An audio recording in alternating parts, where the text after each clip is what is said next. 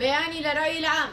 لأول مرة في التاريخ حركة نسائية تدخل الانتخابات باسمها كمؤتمر ستار، تنظيم اجتماعي وسياسي للمشاركة بهوية مؤتمر ستار تعتبر خطوة نحو ثورة المرأة والإنجازات التي حققتها. فمن هل منطلق المشاركة بهوية مؤتمر ستار وتحالف مع حزب الاتحاد الديمقراطي لبناء بلديات ديمقراطية بدأنا في الانتخابات التمهيدية في ناحية التمر وبلداتها، وبعد فرز الأصوات تبين بأن المرشحات التي فزن بأكبر عدد من الأصوات هم كل من ملساء ديركي في ناحية التمر وقبور قراجنة وصابرين الأحمد في بلدة الغرة. وعلى هذا الأساس نتمنى التوفيق للمرشحات، ونحن على أمل بأن سيبنون بلدية ديمقراطية حرة.